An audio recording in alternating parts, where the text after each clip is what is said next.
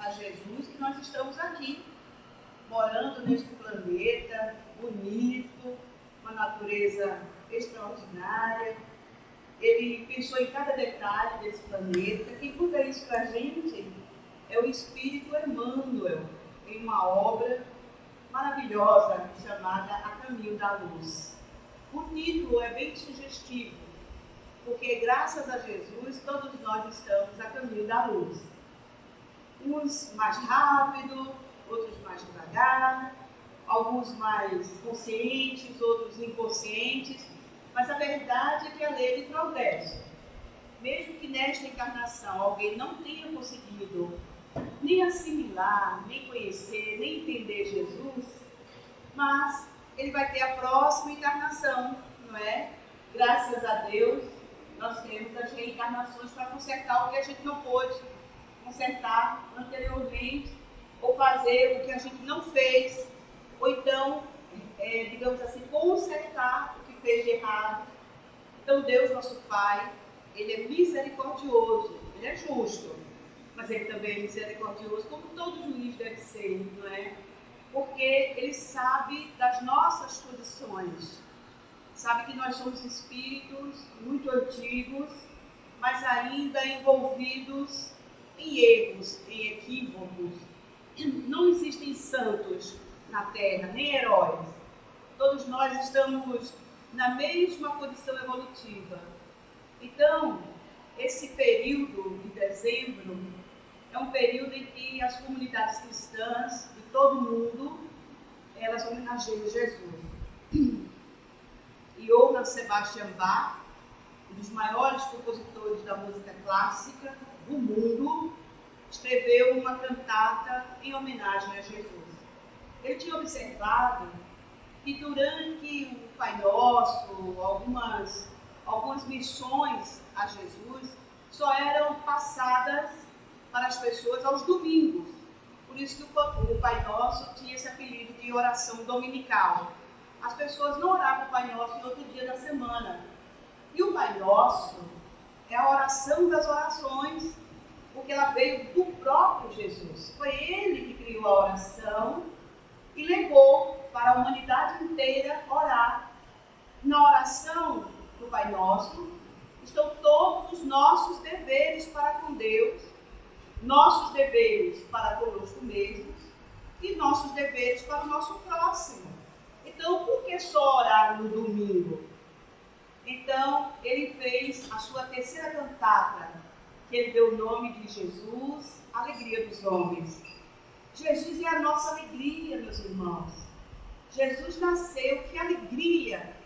Só que nem todos nós temos essa condição ainda de nos alegrar. Há estudiosos que dizem que os cristãos, eles se emocionam muito mais com a morte de Jesus do que com o seu Natal, com o seu nascimento. E nós deveríamos, nos alegrar bastante. Mas ficamos tão envolvidos nas coisas materiais que envolvem o Natal. Depois que o Natal virou sonho de consumo, a gente mal se lembra do ilustre aniversariante. A gente se lembra de comprar o peru de Natal, fazer a farofa, o arroz, convidar todo mundo para comer, comprar roupa nova, pintar a casa, comprar um carro novo. Mas ninguém se lembra de convidar Jesus para vir jantar, para vir aproveitar, para ver se a casa está bonita, não é? Bezerra de Menezes, ele diz assim, é um livrinho muito bom chamado Recados do Meu Coração. Ele diz assim, Bezerra de Menezes, se meus irmãozinhos soubessem, dirigido a nós, como é importante a gente se consultar com Jesus todos os dias. A gente vai para o terapeuta, a gente vai para o médico, a gente conta a nossa vida para eles, mas ninguém conta a vida dela para Jesus. É porque Jesus já sabe, mesmo que ele saiba. Mas é tão importante conversar com ele, dizer para ele. E aí Bezerra de Menezes diz, se você pudesse todos os dias, meu irmão, perguntar para Jesus assim, Senhor, no meu lugar, o que o Senhor faria diante dessa situação A, da situação B, X, Y, Z que eu estou vivendo? E Bezerra de Menezes vai dizer que a resposta vai vir na acústica da nossa consciência. Então, por que Bezerra faz essa orientação, dá essa orientação? Porque Jesus, ele é o governador espiritual do nosso planeta. Quem é que diz isso? João, o evangelista, no seu primeiro capítulo do seu evangelho. Que Jesus já existia antes que a Terra existisse. E Emmanuel, nessa obra que eu citei para vocês, muito bacana, muito linda, maravilhosa, é um livro fininho assim, dá para a gente ler um dia.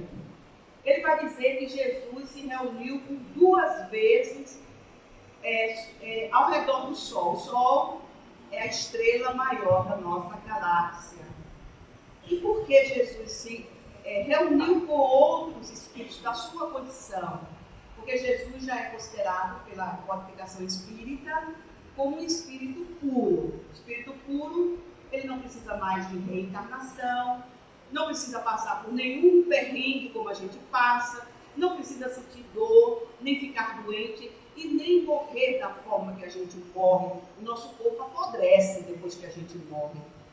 Então, esses espíritos puros, eles se reúnem periodicamente para trazer os recursos de ajuda, de auxílio, de apoio para espíritos como nós. Então, quando a gente olha lá para aquele céu lindo, maravilhoso, lá em cima, a gente vê aquele monte de estrelas.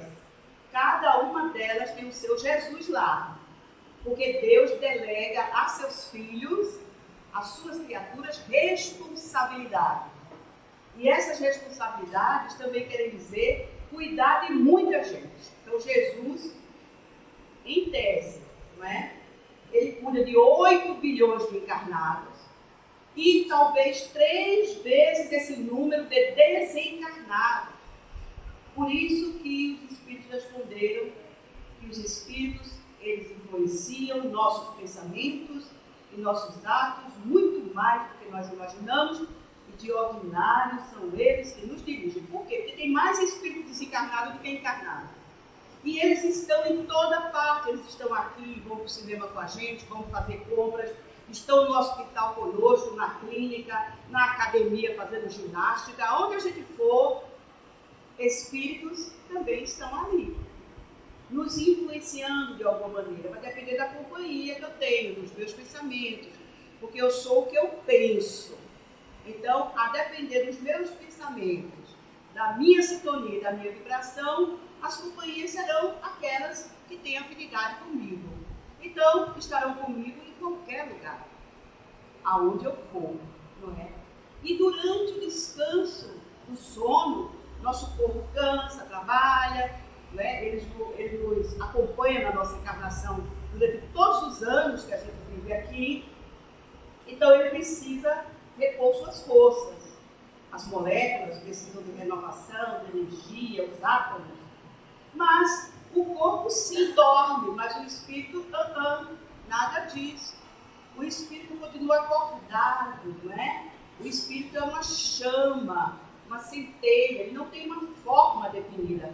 Ah, mas tem cabeça, tronco e membros. Aí é o perispírito que dá essa forma. Aí é o corpo espiritual, não é o espírito. Se nós pudéssemos ver um espírito desencarnado sem o auxílio do seu perispírito, diríamos uma luz, uma centelha. E essa lâmpada, por exemplo, ela reflete a luz, mas ela não é a luz. Meu corpo reflete a luz, mas meu corpo não é a luz. Meu corpo é a lâmpada. Quando eu apertar o interruptor, a lâmpada se apaga. Porém, a luz está lá. A qualquer momento que eu acionar o interruptor novamente, a luz aparece. Ela está sempre em estado, não é, de prontidão. Então, quando eu desencarnar, a lâmpada é que vai ser sepultada, mas a luz, que sou eu, permanecerei vivendo, sentindo, amando, odiando, fazendo tudo o que eu fazia aqui na Terra. Então, Jesus, ele se reuniu durante um certo período com outros irmãos da sua categoria de espíritos puros para pensar o planeta que ele queria criar para trazer para morar neste planeta uma leva de almas rebeldes que estavam atrapalhando o desenvolvimento moral das pessoas do seu planeta. A gente sabe que aqui na Terra tem um monte de gente atrapalhando a reencarnação do outro. Kardec perguntou até isso. Os espíritos podem impactar ou impedir a marcha do progresso? Eles responderam: impactar sim, impedir não. O que tem de gente atrapalhando a vida dos outros não é brincadeira. O que vai acontecer então com aqueles que se sentem perturbados? Vão precisar respirar aliviados. Daí, aqueles que estão causando o mal-estar dos outros, atrapalhando o progresso dos outros, vão ter que sair daqui. Vão ter que sair daqui e ir para outro orbe, outro planeta, equivalente ao nosso, na sua categoria de provas e de expiações, ou até ir para um mais atrasado. Eita, mas aí o espírito vai retroagir. Não é o espírito que retroage. É a pessoa humana que ele foi que retroagiu. Porque o espírito, tudo que ele aprendeu, tudo que ele conquistou, ele não perde jamais. Agora, como pessoa humana, eu posso me atrasar sim. Posso ficar estacionada, não querer progredir de jeito nenhum, não querer mudar, não querer melhorar. Mas aí é uma questão minha. Agora, tudo que Deus já me permitiu aprender, em todas as reencarnações que eu já vivi, isso ninguém me tira, é inalienável, é meu. Aquilo ali eu não perco. Agora, como pessoa humana, eu posso fazer coisas que eu não deveria mais fazer. Que eu sei que está errado, mas eu faço assim mesmo. Rebelde sem causa, não é? É uma questão de dissonância cognitiva. Eu sei que aquilo ali está errado, mas eu faço assim mesmo. Então, essas pessoas, eu posso até estar incluída nesse meio também, teremos que deixar a terra, porque Jesus falou: bem-aventurados os que são misericordiosos, porque herdarão a terra. O que é que ele quis dizer? Que não é todo mundo que é misericordioso, portanto, somente esses vão poder permanecer no nosso planeta. Então, a Terra passará por um período de regeneração, que é mais ou menos longo, vai depender do nosso livre-arbítrio, porque tudo depende do nosso livre-arbítrio, de nossas escolhas, daquilo que nós queremos para nós mesmos, não é? E depois a Terra será um planeta feliz. Olha que bênção! A felicidade vai fazer parte das nossas vidas. Não é aquela felicidade da música do Odair José, não é? Como ele diz. Felicidade não existe. O que existe na vida são momentos felizes. A gente ainda não tem a condição de ter uma felicidade duradoura. A gente pode ter alegria, contentamento, euforia, mas felicidade em si ainda não. Por isso Jesus falou também que o reino da felicidade não é deste mundo. Ainda não, mas será. Então Jesus se reuniu com esses seus amigos da sua categoria, dos espíritos puros, e aí ele pensou num lugar para trazer esses espíritos rebeldes que estavam atrapalhando a vida de um companheiro seu de outro planeta. Então a Terra foi pensada, foi definida, foi controlada pelas mãos augustas de nosso Senhor Jesus. E ele pensou em cada detalhe desse planeta. Então, durante os diversos bilhões de anos, porque a Terra tem mais de 4 bilhões de anos, então, durante todos esses bilhões de anos, viajando ao redor do Sol. Nesse momento está todo mundo viajando, estamos, né? A Terra está viajando em torno do Sol para definir um dia de 24 horas, aliás, em torno dela mesma, para definir um tempo de 24 horas, e em torno do Sol, para definir 365 dias. Marte tem outro tempo, Júpiter tem o seu, cada planeta tem suas características próprias.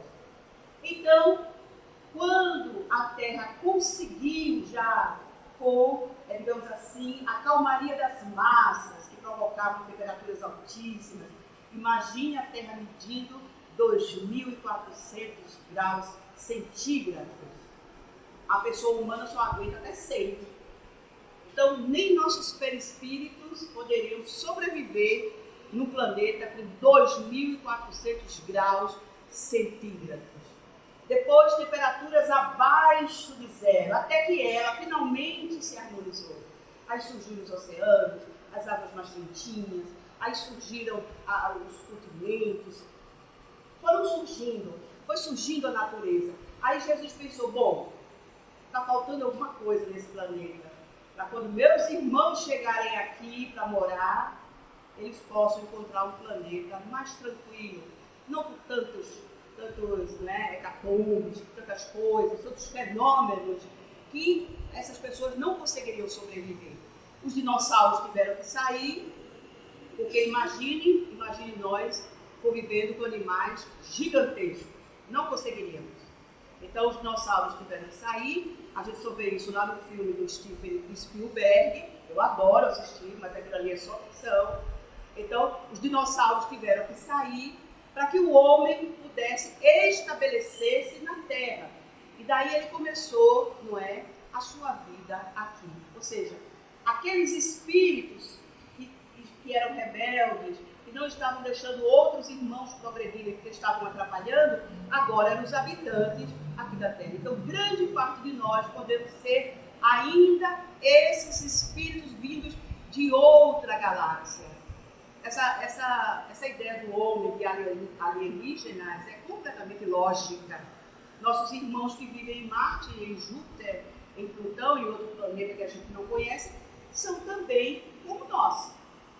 Tem carne, tem osso, mas são espíritos imortais como nós também. Então, Jesus pensou, vou colocar um satélite. Então, a Lua, que ontem estava lindíssima como estrelinha lá junto. Então, aquele satélite ali, ele vai servir de âncora para os mares, para que não haja tantas inundações nos continentes, para que o homem possa se estabelecer em terreno sólido. Então, a Lua, com a sua luz polarizada, alimenta os animais do fundo do oceano, ou seja, ela tem dupla função. Além de segurar as águas, por isso que a gente tem as marés, maré alta, maré baixa, maré isso, maré aquilo, para que os animais também possam, E a nossa vida, ela começou mesmo dentro da água, e aquela água quentinha que a Lua emprestava para o Sol também. Então, se alguém chamar você de ameba, não se preocupe. O seu corpo já foi uma ameba, mas é uma ameba bonitinha, e daria depois origem a esses corpos lindos que a gente tem. Eu me acho linda, não me acho feia, não. Eu acho que diante do que eu fui na época da primitividade, eu era feinha. Mas agora até que eu estou mais bonitinha, porque a genética também evolui, a genética também ajuda. Então, depois Jesus percebeu que a luz do sol estava intensa demais. E estava queimando muito a vegetação. Estava difícil para o homem primitivo plantar alguma coisa, queimava tudo. Aí Jesus pensou na camada de ozônio. Aí essa camada de ozônio, ela funciona como um dossel, protegendo o planeta. Ela dista 60 mil quilômetros daqui da crosta até onde ela está. Essa camada de ozônio, ou ozônio, tanto faz, ela faria uma espécie de filtro dos raios do Sol, para que esses raios pudessem realmente deixar que a Terra fertilizasse, tudo pensado. Então, Jesus é o nosso governador espiritual. Antes que a Terra existisse, Jesus já existia, já era espírito puro, imaginem, Então, segundo Emmanuel, Jesus se reuniu pela segunda vez. A primeira para pensar no planeta e a segunda para vir aqui, para estar em comunhão com seus irmãos rebeldes sem causa. Então, diz Emmanuel que durante o período que a Terra estava em sua evolução geológica, Jesus já conversava com esses espíritos que viriam morar aqui.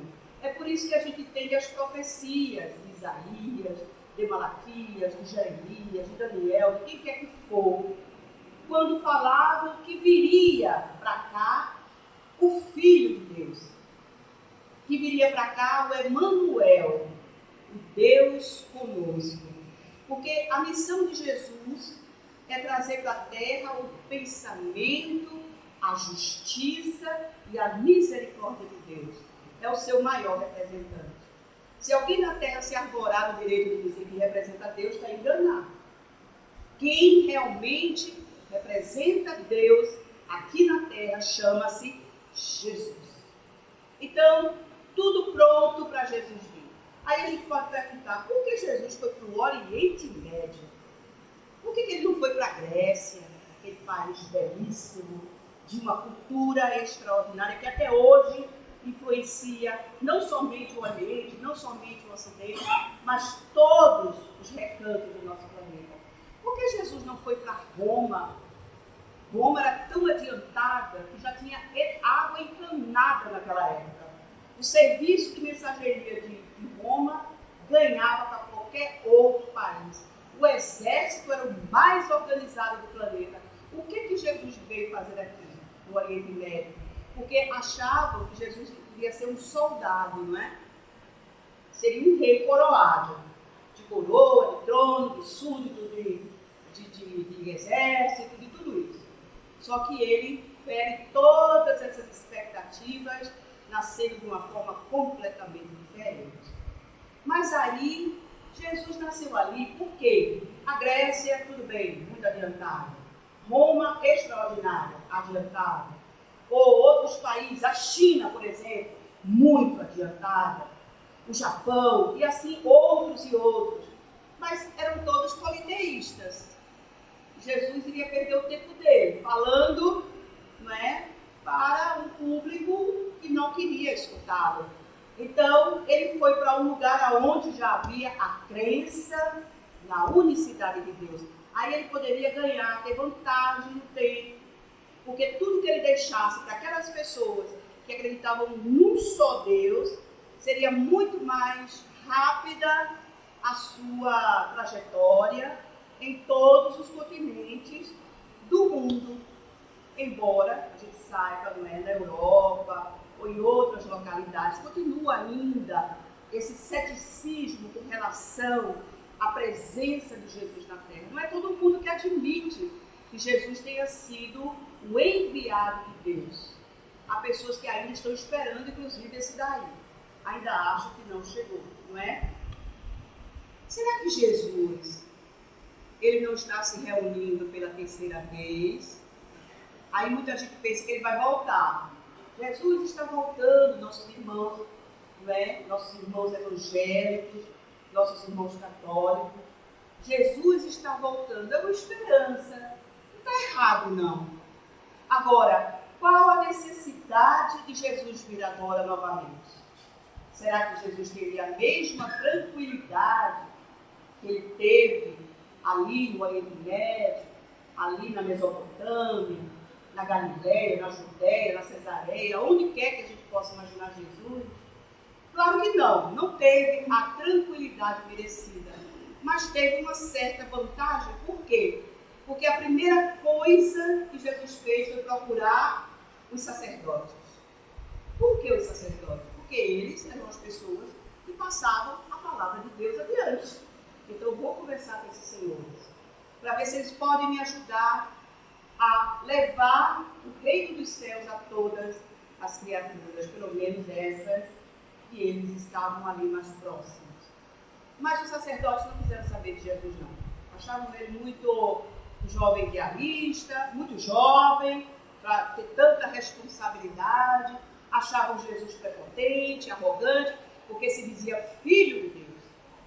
Então, Jesus viu que dali ele não tiraria nenhum fruto. Partiu para os escribas, para os fariseus, do mesmo jeito. Nossos irmãos já se achavam justificados por Deus, porque faziam jejum 2 vezes por semana, porque pagavam o dízimo, porque faziam caridade, então não quiseram saber de Jesus. Então, ele teve que apelar para pessoas que pudessem escutá-lo, ouvi-lo, entendê-lo, não é? E daí ele começou então a regimentar alguns discípulos. João Batista tinha batido de frente lá com Herodes Antipas, não é? Porque Herodes casou com a sobrinha, e a sobrinha ainda mais era mulher de seu irmão, de Filipe. Então, João Batista começou a reclamar, dizendo que ele estava errado, que ele não deveria praticar incesto, nem muito menos adultério, né? Mas Herodíades ficou danada da vida, porque o nome dela estava na boca de todo mundo, por causa de João Batista. E Herodes Antipas, muito embora simpatizasse com João Batista, foi influenciado pela sua esposa, que de uma forma, digamos assim, traidora, ela influenciou a filha dela a agradar o rei, para assim ela poder pedir o que ela quisesse ao rei, e o rei teria a obrigação de dar, porque era a cultura deles, era natural aquilo ali. E foi o que aconteceu. Salomé acabou dançando de uma forma tão linda, tão sensual, tão maravilhosa, que Herodes não resistiu e perguntou a ela: o que é que você quer que o seu rei dê? Eu quero a cabeça de João Batista. Dito e feito. Embora chateado, embora um tanto quanto deprimido, mas palavra de rei não volta atrás. E daí João deixou um monte de pessoas que eram seus discípulos órfãos, vamos dizer assim. Aí Jesus começou a regimentar esses daí, não é? Primeiro André e seu irmão Pedro, pescadores. Depois Tiago e seu irmão João, também pescadores. Daqui a pouco Bartolomeu e Filipe, Natanael e outros. Daqui a pouco Jesus estava com 12 pessoas para ajudá-lo. Aí a gente pode fazer a seguinte pergunta: por que Jesus precisou de ajuda? Ele não é um espírito puro? Ele já não tem toda a inteligência que nós ainda não temos? Ele não tem os poderes que nós ainda também não temos? Por que ele procurou pessoas? Ainda mais pessoas simples. A que tinha uma situação financeira melhor era Mateus, porque era publicano. Todos os outros eram pobres. Ou eram pescadores, ou eram comerciantes, ou eram lavradores. Então, Jesus escolheu esses, porque eles já tinham em si o germe da mudança e da crença de que Jesus era o Messias esperado, que os profetas antigos, notadamente Isaías, que foi o que mais anunciou a chegada de Jesus, era ele, essa pessoa, né? Judas só foi entender depois. Judas amava Jesus, é bom que a gente saiba disso. Muita gente ainda xinga Judas hoje em dia, né? Eu sou da geração que as pessoas malhavam o Judas. Lá no bairro onde eu morava, amarravam um boneco de pano, né, num poste, e as pessoas passavam e jogavam pedras. Traidor, ladrão. E eu, criança, não sei se eu joguei alguma pedra, não me lembro, mas só vim entender que Judas nem era ladrão e muito menos traidor. Judas era uma pessoa como eu sou, uma pessoa que pode se decepcionar com outra. Posso me decepcionar com meu marido, posso me decepcionar com meu pai, com meu irmão, minha irmã. Judas se decepcionou com Jesus. Ele achava que Jesus era ipsi literi, aquele rei da profecia, que viria e expulsaria o opressor. Naquela época os romanos mandavam de tudo, não é? Dominavam toda a Palestina. Então, o sonho dos hebreus era que esse rei expulsasse os romanos dali e o povo eleito de Deus pudesse viver livremente. Então, Jesus não queria saber de arma, Jesus não queria saber de exército, Jesus não queria saber de nada dessas coisas. Jesus queria era paz, harmonia, felicidade. Então, Judas se decepcionou com Jesus e acabou caindo na conversa de Anás e de Caifás. Mas uma pessoa ainda frágil, psicologicamente falando, qualquer um de nós pode ser enganado. O que tem mais hoje em dia é a gente aplicando golpes.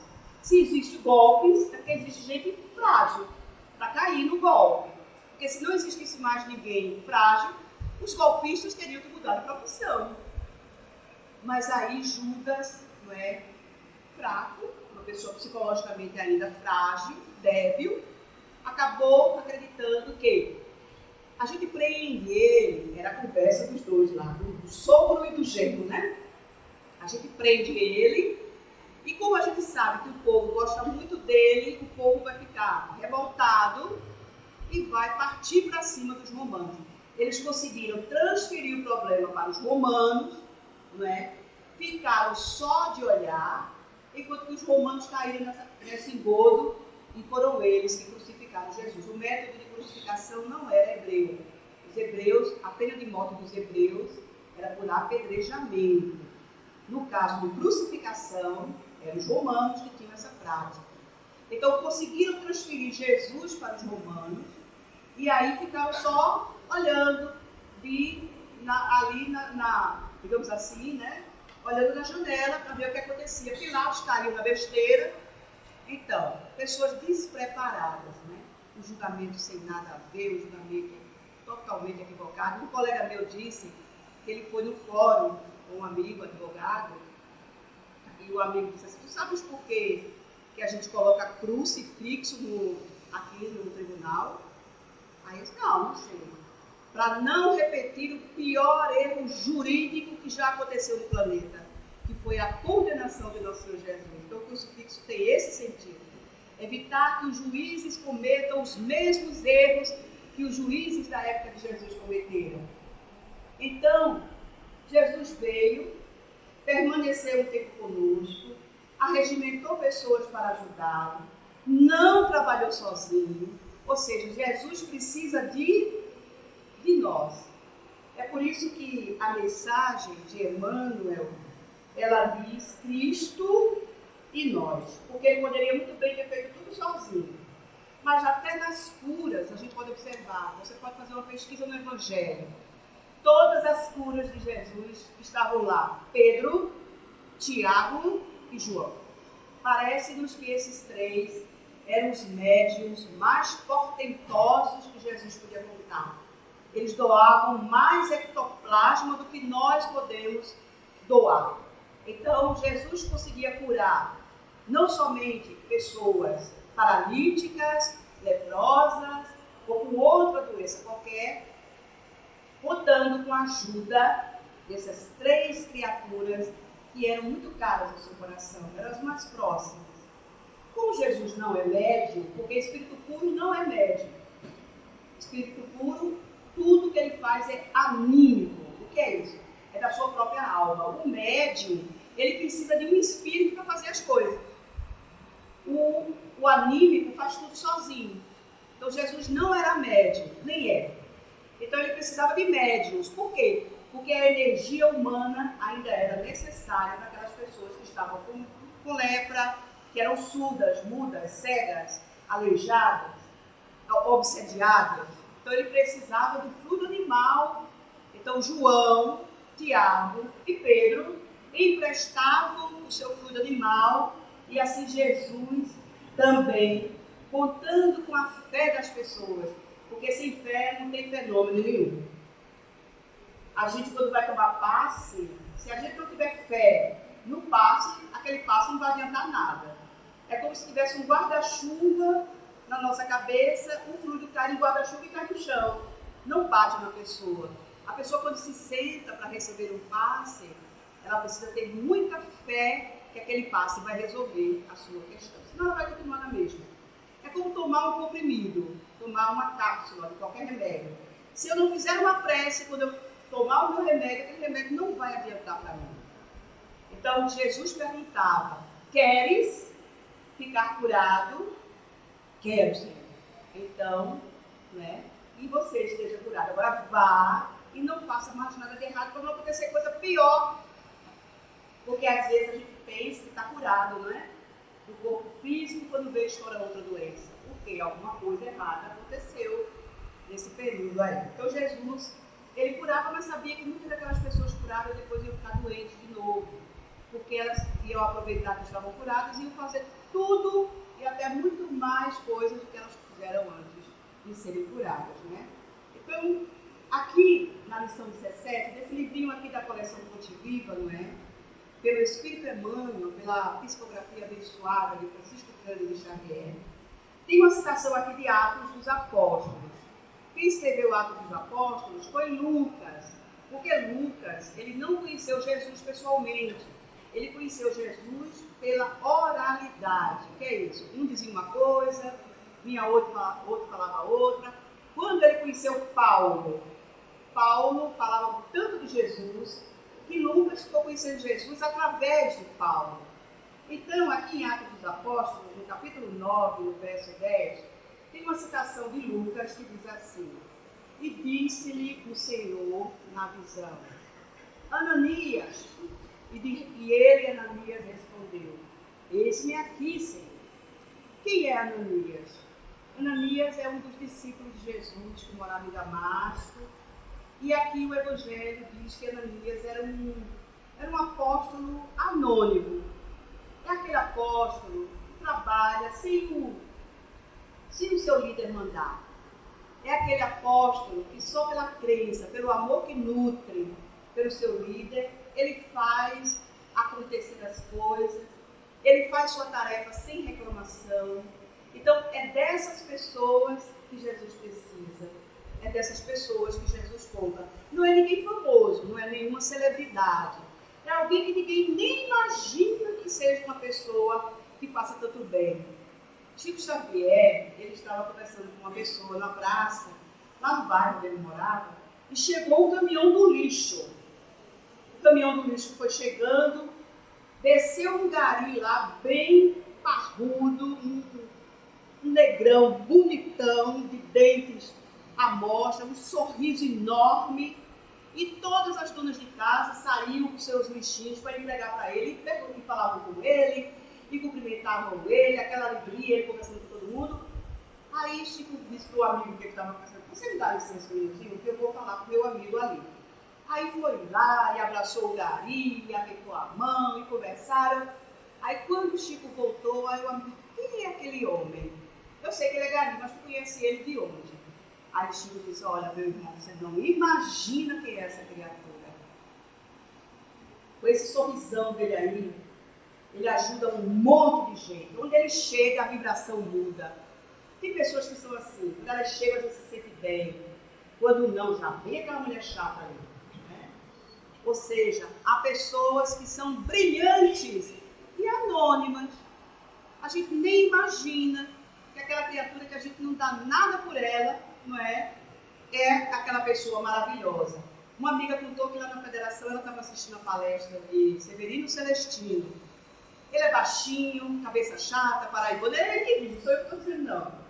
Ele diz que é feio e mora longe. Tira brincadeira com ele mesmo. Aí o GG disse que tinha a senhora que estava sentada junto dela. Quem é esse palestrante? Aí ela, ele é muito conhecido, tem vários livros. Ela deu lá, né? Traçou o perfil lá do Severino Celestino. Aí daqui a pouco o Severino começou a falar. Aí ela olhou para a GG e disse assim: menina, eu não dava nada para esse homem. Ela disse, né? Ou seja, aquelas pessoas que a gente não dá nada por elas, às vezes são as mais importantes para Jesus naquele momento. Porque tem uma capacidade moral tão grande de mudar o ambiente que a gente está. E era o que acontecia ali com aquele irmão que dizia: olha, onde esse nosso irmão chega, o clima muda. Porque ele é aquela pessoa que tem uma positividade impressionante. Ou seja, são esses os apóstolos, discípulos anônimos de Jesus. Né? Então, Emmanuel ele vai comentar esse versinho de Lucas dizendo o seguinte: que os homens esperam por Jesus. Jesus está voltando, Jesus vai voltar. E Jesus espera igualmente pelos homens. Então, ele também está nos esperando. Ninguém acredita que o mundo se redima sem almas redimidas. O Mestre, Jesus, para estender a sublimidade no seu programa salvador, pede braços humanos que o realizem e intensifiquem. Então, nós somos importantes no processo regenerador do nosso planeta. Se ficarmos de braços cruzados, vamos ter que ir para outro lugar, porque aqui não é lugar para quem tem preguiça. Essa é a ideia, não é? Começou o apostolado, buscando o concurso de Pedro e André, formando em seguida uma assembleia de 12 companheiros para atacar o serviço da regeneração planetária. Então, naquele momento da chegada de Jesus ao nosso planeta, começou o nosso processo de regeneração. E aí ele vai dizendo mais, né? E desde o primeiro dia da Boa Nova, convida, insiste e apela junto das almas. Então, os convites que nós recebemos, os mais diversos, não somente na área profissional, não somente na área religiosa, não somente em algum segmento social, é um convite em vão, alguma coisa lá por trás disso aí. Então, desde o primeiro dia da Boa Nova, convida, insiste e apela, junto das almas, para que se convertam em instrumentos de sua divina vontade, dando-nos a perceber que a redenção procede do alto. Se depender da gente, não vai. Então, nossos irmãos, né? Nossos superiores, anjos de guarda, espíritos protetores, qualquer que seja o nome que a gente dê para eles é que falam conosco todos os dias durante o descanso do nosso corpo físico. Por isso que Kardec diz, não vá para a cama sem fazer uma oração, porque a oração ela nos prepara para esse momento conciliatório em que nós vamos receber dos nossos guias, dos nossos anjos guardiões, as orientações que precisamos para a nossa existência. E ele vai dizendo que a regeneração ela não se procederá, não se concretizará entre as criaturas sem a colaboração ativa dos corações de boa vontade. Então, Jesus foi procurar Ananias, porque Ananias respondeu, eis-me aqui, Senhor, colocou-se à disposição. Olha que maravilha.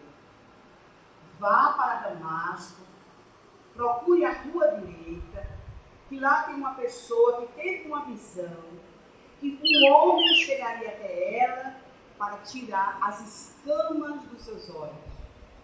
Aí Ananias perguntou, quem é esse homem, Senhor? É Paulo. Aliás, ainda não era Paulo, é Saulo, aquele de Tarso. Mas, Senhor, esse homem aí está perseguindo os seus seguidores, está buscando os cristãos para matá-los. O Senhor está me mandando ir até ele. Vá até ele, ele está ali esperando. E Ananias foi. Ao chegar no endereço, encontrou um homem completamente diferente.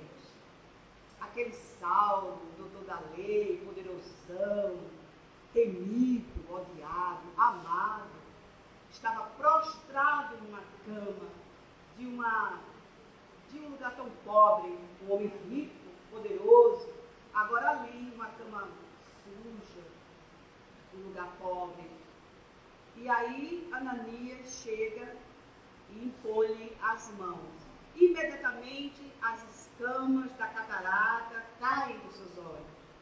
E Paulo, ao ver aquele homem, assusta-se. E ele diz, eu estou aqui porque meu mestre mandou cuidar de você. Paulo, ele tinha caído do cavalo, literalmente, na entrada de Damasco. E foi lá o seu primeiro encontro com Jesus. Ele não conhecia Jesus, nunca conversou com Jesus. Então, ele, diante daquela luz tão intensa, a ponto de lhe cegar os olhos, ele caiu do cavalo. Aqueles dois que vinham com ele, que estavam fazendo companhia, fazendo a sua segurança, viam um pouquinho mais atrás que Paulo estava numa gana de pegar os cristãos. Ele estava levando com ele os documentos dos escribas que o autorizavam a prendê-los e a matá-los. Então, ele estava com essa ansiedade tão apurada que ele passou na frente dos seus dois companheiros que foram com ele. E esses companheiros, segundo Atos dos Apóstolos, veem Paulo do nada, olha aquela expressão que todo mundo está usando, né? Do nada não existe, mas vamos lá. do nada, cai Paulo do cavalo. E eles ficam lá atrás sem entender absolutamente nada. Até que chegam perto do amigo e ele pede para, na verdade, levá-los, porque ele escutou a voz de Jesus e disse: Paulo, na verdade, Saulo, já se confunde, né? Porque até ele se converter, ele ainda era Saulo. Então, Saulo, ou Saul e Saulo é a mesma coisa. Por que tu me persegues? E aí ele disse: o que queres de mim, Senhor? Uma voz foi tão comovente que Saulo ainda, não conseguiu resistir àquele timbre de voz, aquela luz intensa. Então ele perguntou: o que queres que eu faça, Senhor? Quero que você entre na cidade, procure um lugar para ficar, que em breve eu vou lhe mandar alguém para ajudar. E de feito, Paulo teve essa visão, né, dormindo, descansando. Ele teve esse review com Jesus, aquela conversa, aquele primeiro momento, aquele primeiro contato. E daí ele recebeu Ananias. Ananias, ele tinha ainda uma raiva particular de Ananias, Saulo. Porque Ananias, ele era uma espécie assim de mentor espiritual de Abigail, que era sua noiva. Paulo não sabia que a sua noiva era irmã daquele primeiro cristão que foi sacrificado pela sua assinatura, Estevão, que era, na verdade, Gesiel, irmão de Abigail. Mas que era Estevão porque era natural a pessoa mudar de nome quando ela se convertia ao cristianismo. Mas aí, para a gente encerrar, porque a hora chegou, Jesus, a mensagem de Emmanuel é, na verdade, para nos dizer que, embora Jesus não precise do nosso auxílio, ele conta conosco. Aquelas pessoas que estão mais próximas de nós, seremos nós que chegaremos mais rápido até elas, para ajudá-las naquilo que elas mais necessitarem. Conta Humberto de Campos, no livro chamado Boa Nova, que os apóstolos não sabiam porquê, com uma saudade danada de Jesus. Ele já tinha sido martirizado, já fazia algum tempo. Eles souberam que ele andou aparecendo até para outras pessoas, apareceu para eles, lá no cenáculo. Aí veio aquela saudade. Jesus gostava daquele monte, daquela colina, ali próxima de Cafarnaum, aonde ele morou por um tempo. E nesse dia resolveram, portanto, visitar o monte aonde Jesus costumava ir orar quando estava na cidade. E aí uma multidão foi chegando, ninguém fez convite, ninguém anunciou que iria na colina, e não se sabe porquê, daqui a pouco lá veio uma multidão de pessoas da mesma forma saudosas de Jesus. E aí eles resolveram subir, vamos fazer umas preces lá em cima, vamos conversar, vamos trocar ideias sobre Jesus. E eles subiram. E lá em cima, quando estavam concentrados nas preces, eis que uma voz linda disse para eles: meus irmãos, estou aqui. Todos ficaram abismados. Até aqueles mais fortes caíram dos joelhos diante daquela voz magnífica, daquela voz que penetra a acústica da nossa alma, que a gente não sabe por que todo mundo escuta ao mesmo tempo. E aí Jesus começou a falar com eles que ia precisar deles, e se eles pudessem, eles ajudassem em qualquer época, em qualquer lugar. E aí Paulo, depois, quando ele escreve sua primeira carta aos Coríntios, ele vai citar esses 500 pessoas, foi mais ou menos esse grupo, que conversou com Jesus naquela noite memorável, da saudade intensa que todos eles sentiam do Mestre. E aí, Paulo vai dizer: nós temos ainda alguns desses companheiros, desses 500, muitos já adormeceram, ele quer dizer que já desencarnaram, mas muitos ainda estão por aí, ou seja, esses que estão vivos dão depoimento de que a ressurreição existe, que Jesus ressuscitou. Jesus não está morto, Jesus está vivo. Então Paulo, vai dizer, ele apareceu para Alfeu, ele apareceu para os 12. Paulo também não conheceu Jesus pessoalmente. Então, ele apareceu até para mim, ele vai dizer na carta aos Coríntios. Então, esse 100, Humberto de Campos, nessa obra, Boa Nova, ele vai dizer que esses 500 que estiveram com Jesus naquele dia, na colina em Cafarnaum, encarnaram em diversos lugares do nosso planeta, em diversas regiões, países diferentes, e aonde essas 500 e tantas pessoas chegavam, elas conseguiam sensibilizar muitos corações em prol de nosso Senhor Jesus. Então, meus irmãos, é isso que Jesus quer da gente, que a gente seja um multiplicador da sua palavra, não somente da sua palavra, mas do seu exemplo, porque palavras convencem, mas exemplos arrastam, essa é a frase, não é? Então, que nós possamos conhecer Jesus. Tem gente que nem sabe onde ele nasceu direito, como era o nome do pai dele, da mãe, qual foi a cidade que ele nasceu. Ah, nasceu em Nazaré. Não, ele nasceu em Belém. Ou seja, vamos conhecer Jesus. Mas não somente conhecer o contexto, a localização, a situação de ter nascido numa manjedoura, mas meditar o porquê da presença de Jesus entre nós. Não é por acaso, não é do nada, é algo que tem sentido. Mas, além de conhecer Jesus, além de meditar Jesus, nós precisamos sentir Jesus. Sentir no coração. Tem muito cristão só de aparência. Cristãos sem Cristo. Cristão de tradição, porque a família é católica, é evangélica, é isso, é aquilo. Mas não é aquela pessoa que sente emoção. Porque quando a gente lê um capítulo, um versículo, se a gente já está na sintonia de Jesus, a gente se emociona. Não tem como não. Mas, além de conhecê-lo, além de meditá-lo e além de senti-lo, nós precisamos, essencialmente, vivê-lo. Aí é que está o nosso maior desafio. É colocar na prática, colocar no cotidiano, no dia a dia, os ensinamentos, as lições, os exemplos de nosso Senhor Jesus. E todo momento surge uma oportunidade.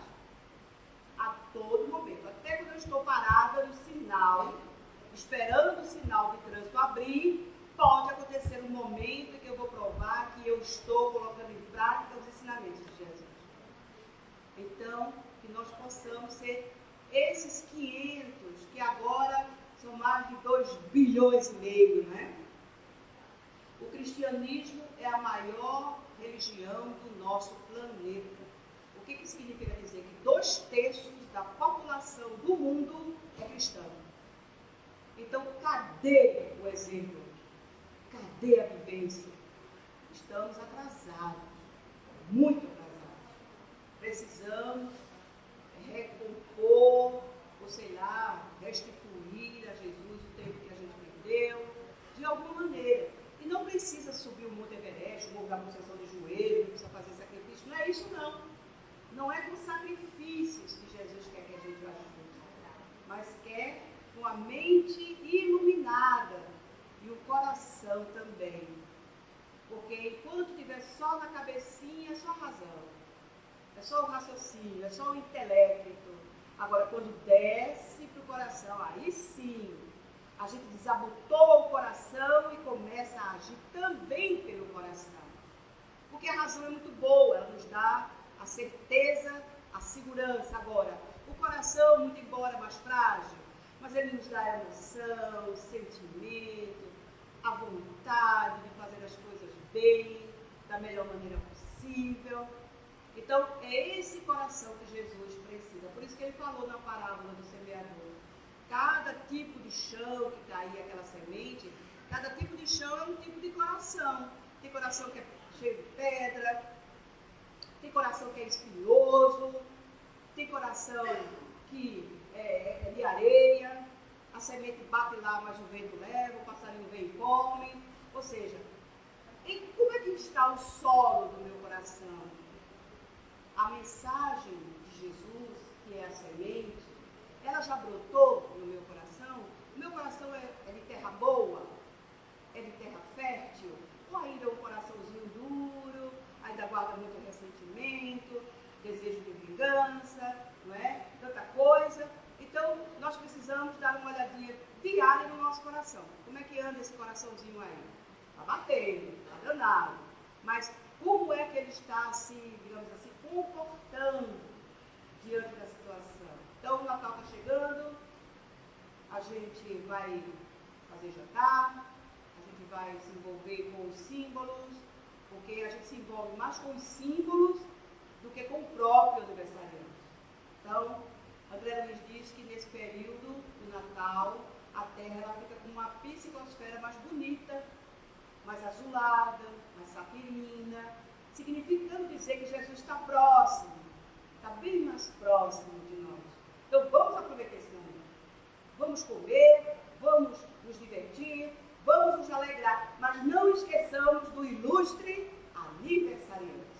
Faça uma prece, faça seu evangelho no lar, agradeça por estar mais um dia 25 com a sua família, reunida ali, e que Jesus possa estar naquele momento ali com vocês, fazendo o evangelho, se divertindo com vocês, porque Jesus também gostava de festas, ele era uma pessoa alegre também, um jovem extraordinário. Mas foi um jovem que teve que lidar com os adultos muito chatos, muito, sabe? E ele conseguiu, na sua juventude, na sua pureza de coração, vencer todos aqueles corações maldosos, capciosos, invejosos, que estavam ali rodeando ele, querendo tirar ele de cena, porque Jesus estava atrapalhando os seus discursos, as suas campanhas, tudo aquilo que eles faziam ali. Então, que o dia 25 de dezembro não seja só um dia simbólico, seja um dia de verdade. Eu estou dizendo para mim também, quem fala é o primeiro que escuta. Então é dinar, dia 25 de dezembro, tem que ser um dia especial para você. E o meu desejo é que seja especial para todos nós. Que nós possamos ser felizes no dia 25 de dezembro. Mas não somente no 25, né? Vou dizer agora uma coisa que é bem clichê. Que eu possa permitir que Jesus nasça no meu coração durante os 365 dias do ano. Que Jesus possa nascer todos os dias, em todos os corações. Esses são os meus votos para todos vocês. Feliz Natal, que Deus nos abençoe, nos proteja, nos ajude, que nós possamos ser cada dia pessoas melhores. Muita paz. Obrigada.